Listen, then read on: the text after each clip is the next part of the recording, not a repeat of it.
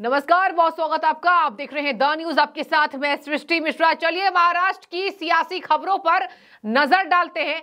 महाराष्ट्र में राहुल गांधी को राज ठाकरे की पार्टी एमएनएस ने यहां पर कड़ी चेतावनी दे डाली है। महाराष्ट्र नवनिर्माण सेना ने, संदीप देशपांडे ने राहुल गांधी को चेतावनी दे डाली। दर्शकों, राहुल गांधी की महाराष्ट्र यात्रा जारी है। इसका समापन 16 मार्च के बाद होगा। आपको मैं ये भी बता दूं, जहां से राहुल गांधी गए नंदुरबार क्षेत्र से, वहां के नेता बहुत बड़े कांग्रेस के, इसके साथ कांग्रेस के बड़े नेता जो झटका दे चुके हैं। अशोक चौहान जो अभी अभी कांग्रेस से आए थे, सीएम रहे हैं महाराष्ट्र के, उन्होंने बीजेपी का दामन थाम लिया। और इसी बीच पद्माकर वल्लवी, नंदुरबार के 3 बार के विधायक ने कांग्रेस छोड़ दिया है और कल ही नंदुरबार जिले क्षेत्र से राहुल गांधी की भारत जोड़ो यात्रा निकली थी। राहुल गांधी के बारे में कहा जा रहा है जहां जहां भारत जोड़ो यात्रा लेकर जा रहे हैं वहां से कांग्रेस का सफाया हो रहा है, लेकिन ये बीजेपी कहती है। अब मैं आपको चलिए बताते हैं, राज ठाकरे की पार्टी के नेता संदीप देशपांडे ने क्या चेतावनी दे डाली कि राहुल गांधी आए तो जबान पर कंट्रोल रखें और वीर सावरकर के बारे में ना बोले। दर्शकों, आपको बता दूं, छत्रपति शिवाजी पार्क में राहुल गांधी की भारत जोड़ो यात्रा होने वाली है, वहां से गुजरेगी और इसी बीच न्याय यात्रा का समापन होगा। इस बीच महाराष्ट्र नवनिर्माण सेना के नेता संदीप देशपांडे ने राहुल गांधी की टिप्पणियों को याद करवाया है और वीर सावरकर के बारे में जो उन्होंने अपमानजनक बातें कही थी, ये बीते महीनों की बात हो गई। वीर सावरकर के मामले में राहुल गांधी को जो बातें भारी पड़ी, हर जगह केस दर्ज हुए। आपको याद होगा, मैं सावरकर नहीं हूं, मैं सॉरी नहीं बोलूंगा, ये तमाम बातें जो है प्रधानमंत्री नरेंद्र मोदी के अपमान से भी जुड़ी हुई थी। और इसी बीच यहां पर राहुल गांधी ने कह दिया था वीर सावरकर के बारे में, जो कि एक स्वतंत्रता सेनानी थे और अभी उनकी मूवी भी आ रही है जिस पर रणदीप हुड्डा एक्ट करते नजर आ रहे हैं। अब मैं आपको बता दूं, संदीप देशपांडे ने बाघ भेड़िए की खाल पहने हुए बाघ के खाल में भेड़िए को दर्शाया और ये पूरा का पूरा तंज कांग्रेस पार्टी पर है। चलिए बताते हैं क्या कह दिया। 17 मार्च को समापन दर्शकों इस यात्रा का किया जाएगा। इसके बीच यहां पर संदीप देशपांडे ने बड़ा बयान दिया है। छत्रपति शिवाजी में अब कई बाघों की चीखें सुनी गई हैं। स्वतंत्र वीर सावरकर, बाला साहब ठाकरे, राज ठाकरे जैसे दिग्गजों ने शिवाजी पार्क मैदान में सभाएं की हैं। वो इस बैठक में बाघ की खाल से ढके भेड़िए भी मौजूद रहेंगे। देशपांडे ने यह भी कहा, लोकतंत्र में सभी को अपनी राय व्यक्त करने का अधिकार है। देशपांडे ने कहा, उसी पार्क के सामने सावरकर का स्मारक है और उनके सामने उनका घर है शिवाजी पार्क के पास। दर्शकों, शिवाजी पार्क के सामने वीर सावरकर जी का घर है। और इसी बीच उन्होंने कहा, आप महाराष्ट्र आएंगे, अपनी बात रखिए, लेकिन अगर यहां आएंगे तो पिछली बार की तरह अपमानजनक बातें नहीं करेंगे। महाराष्ट्र के 14 करोड़ लोग राहुल गांधी को महाराष्ट्र में घूमने तक नहीं देंगे। अगर आपने वीर सावरकर जी की बेइज्जती की, अगर उनके लिए अपमानजनक टिप्पणी की, तो आपको महाराष्ट्र के 14 करोड़ लोग राहुल गांधी को अंदर घुसने नहीं देंगे। ये कितनी बड़ी चेतावनी है, फजीहत हो रही है कांग्रेस पार्टी की। और आपको मैं बता दूं, उन्होंने कहा उन भेड़ियों को भी याद रखना चाहिए जो इन लोमड़ियों में शामिल हो गए। देशपांडे ने चेतावनी देते हुए कहा, अगर उन्होंने ऐसा किया तो महाराष्ट्र में उनका भला नहीं होगा। प्रोपेगेंडा का नारियल तोड़ो, जो तोड़ना है तोड़ो, लेकिन इससे विरोध नहीं है। हमारी चेतावनी स्वतंत्रता सेनानी को लेकर है, वीर सावरकर जी को लेकर। आपकी अपमानजनक बातें हम नहीं बर्दाश्त करेंगे। वीर सावरकर जी हमारे सम्मान है। चलिए, अब इसमें राहुल गांधी की मुश्किलें खड़ी हो रही हैं। साफ कह दिया, आपको घूमने नहीं देंगे यहाँ के लोग। वीर सावरकर जी का अपमान नहीं सहेंगे, बर्दाश्त नहीं करेंगे। दर्शकों, अगर मैं आपको बताऊं, इंडी गठबंधन का महाराष्ट्र में सीट शेयरिंग पर फॉर्मूला तय नहीं हो रहा, जहां बीजेपी ने फॉर्मूला तय कर लिया। सर्वे की माने तो यहां पर अजीत पवार, इसके साथ एकनाथ शिंदे और बीजेपी की सरकार एनडीए, वहां पर अच्छी खासी सीटों पर बढ़त लेकर आ सकती है। 25 से ज्यादा सीटें जितने की अनुमान लगाया जा रहा है। लेकिन इसी बीच में आपको बता दूं, पद्माकर वल्लवी क्या कह गए, रास्ता नहीं बचा कांग्रेस पार्टी के पास। कांग्रेस में सच्चे कार्यकर्ताओं की इज्जत नहीं है, हम सब कांग्रेस के सच्चे सिपाही थे। देखिए क्या कह रहे हैं, आज ही शामिल हुए हैं। चंद्रशेखर बावनकुले अध्यक्ष मौजूद रहे बीजेपी के, इसके साथ अशोक चौहान जी जो पूर्व सीएम थे, मुख्यमंत्री थे महाराष्ट्र के, उन्होंने भी वहां पार्टी ज्वाइन कराया। और देखिए कांग्रेस पार्टी पर क्या निशाना साध रहे। देखिए, पद्माकर वल्लवी ने कांग्रेस पार्टी के लिए कहा, मैं परेशान था पिछले 1 साल से, मुझे उम्मीद थी लोकसभा चुनाव में प्रचार करने का मौका दिया जाएगा। पार्टी की जो योजनाएं हैं केंद्र सरकार की बहुत अच्छी हैं, साफ लगता है यहां पर केंद्र की योजनाएं जनता तक पहुंचती है, इसका असर देखने को मिलेगा।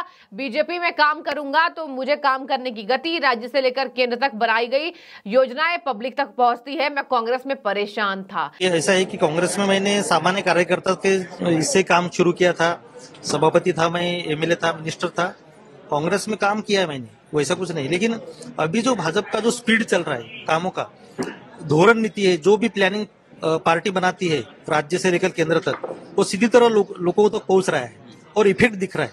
कांग्रेस में भी आदिवासी की योजनाएं थी, लेकिन अब जो इफेक्ट चल रहा है, प्रशासन जो काम कर रहा है वो सही मायने में चल रहा है, इससे हम प्रभावित हुए। अभी मैं कांग्रेस पे कोई टीका तो नहीं करूंगा क्योंकि मैं बीजेपी का काम कर रहा हूँ, लेकिन अशोक चौहान साहब जैसे जो सीएम थे, मैंने उनके राज्य मंत्रिमंडल में भी काम किया है, तो हम लोग जो कांग्रेस के जो सच्चे कार्यकर्ता थे, हम लोग तो नाराज थे, सालों से नाराज है, 1 साल से नाराज हूं मैं। कोशिश कर रहा था, अभी लोकसभा का ये है कि प्रचार के लिए मिलेगा, क्योंकि पार्टी कोई भी जो जिम्मेदारी है प्रचार से शुरू करेंगे तो अच्छी बात है। अभी कुछ में लोकसभा के लिए तो बिल्कुल कैंडिडेट तो नहीं हूँ, आगे विधानसभा में अगर चांस देंगे तो मैं लड़ूंगा, वैसा कुछ नहीं है। लेकिन कांग्रेस में नाराजी है अंदर खाने। क्या कारण है सर, किसके चलते? क्या महाराष्ट्र या आप लोग को कांग्रेस संगठन का जो मैनेजमेंट है अभी, चाहे इलेक्शन का कैंपेनिंग हो या पार्टी का विस्तार हो, इसके बारे में सही मायने में कोऑर्डिनेशन नहीं। अब आगे क्या लोकसभा चुनाव प्रचार करेंगे, विधानसभा? लोकसभा विधानसभा में प्रचार करूंगा, जो जिम्मेदारी पार्टी देंगी वो निभाऊंगा। क्या राहुल गांधी नंदुरबार में क्या बातचीत करने की कोशिश की? राहुल गांधी से नंदुरबार में थे? नहीं, वैसा कुछ नहीं। मैं तो कल यही था, मैं मुंबई आया था, तो राहुल गांधी जी के कांग्रेस पार्टी के दिग्गजों की एंट्री बंद इसलिए हो रही है, कांग्रेस पार्टी में अंतर कला है। देखिए दर्शकों, सोनिया गांधी और राहुल गांधी पर इल्जाम लग गए हैं कि वो बातचीत नहीं करते, मिलते नहीं है। बड़े बड़े कांग्रेस नेता नाराज होकर छोड़कर चले गए। अब मैं आपको बता दूं, ये उन्होंने बड़ा इल्जाम लगाया, कांग्रेस में लोग परेशान हैं, कांग्रेस संगठन के प्रबंधन में कोई समन्वय नहीं है, मुझे जो भूमिका बीजेपी देगी मैं उसको निभाऊंगा। बीजेपी में शामिल हो गए पद्माकर वल्लवी। इसके साथ मैं आपको बता दूं, अशोक चौहान ने भी निशाना साधा। अशोक चौहान ने कहा, जो लोग कांग्रेस में भविष्य देख रहे थे अब उनका भविष्य नजर नहीं आ रहा है, कई लोग बीजेपी में आने को तैयार हैं। जैसे जैसे चुनाव नजदीक आएगा कांग्रेस के लोग बीजेपी छोड़कर शामिल हो जाएंगे। सीएए पर चौहान ने बोला कि सीएए पर यह स्वाभाविक है, केरल और कर्नाटक की सरकारें बाधाएं प्राप्त करवाएंगी, मतलब बाधा देंगी। क्या महाराष्ट्र की कांग्रेस के कई नेता नाराज हैं इस प्रकार से आपकी कांग्रेस? देखिए, मैंने कहा है कि कांग्रेस में मौजूदा जो हालात है उनमें बहुत बड़ा अस्वस्थता है, लोगों में बहुत बड़ी अस्वस्थता है, लोग अपना फ्यूचर वहां पर नजर नहीं आ रहा है। लोग कहते हैं कि भाई भाजपा कम से कम एक राष्ट्रीय स्तर पर बढ़ती हुई पार्टी है, काम करने का मौका है, देश का फ्यूचर है, और सबसे अहम बात है कि मोदी जी जैसा नेतृत्व वहां उपलब्ध है।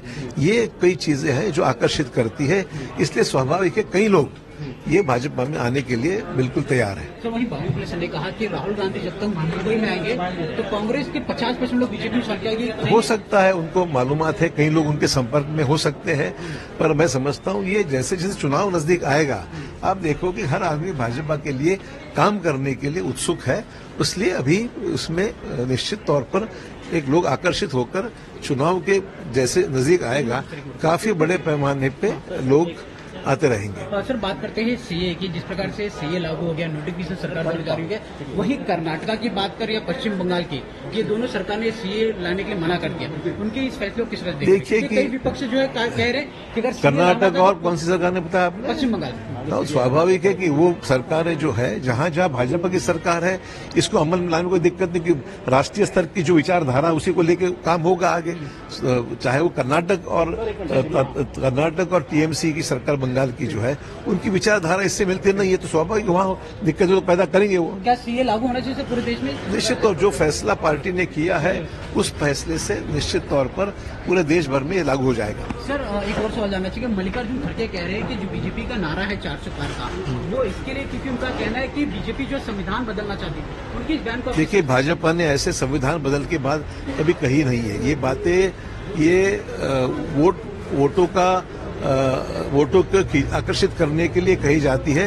भाजपा ने ऐसा कभी भी स्टैंड नहीं दिया है कि संविधान को बदला जाए, ये भूमिका भाजपा ने कभी व्यक्त नहीं की है। इलेक्ट्रल बॉन्ड को लेकर किस तरह से देखेंगे? सुप्रीम कोर्ट का फैसला है, सुप्रीम कोर्ट का फैसला है, तो स्वाभाविक है कि सुप्रीम कोर्ट का फैसला is the law of the land.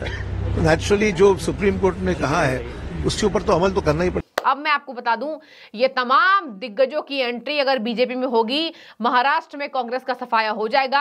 आपको बता दें, कांग्रेस की कोई भी अगर वहां पर बैठक होती थी तो कम से कम लाख लोग आते थे। आज मामला यहां तक आ गया है कि बीजेपी के नेता कह रहे हैं कि 5,000 लोग ही केवल आएंगे। तो आप इन तमाम खबरों पर नजर बनाए रखिएगा और जरूर कॉमेंट कीजिए कि ये बड़े नेता कांग्रेस में छोड़कर जाना। और राज ठाकरे की पार्टी ने चेतावनी दे दी कि भैया अगर आओगे तो वीर सावरकर के बारे में अपमानजनक बातें नहीं करोगे, वरना महाराष्ट्र के लोग खदेड़ देंगे। आप अपनी राय रखिए कि आपको लगता है कि कांग्रेस पार्टी में गजब की टूट है और एक नेतृत्व विहीन पार्टी चल रही है। जरूर बताइए। शुक्रिया।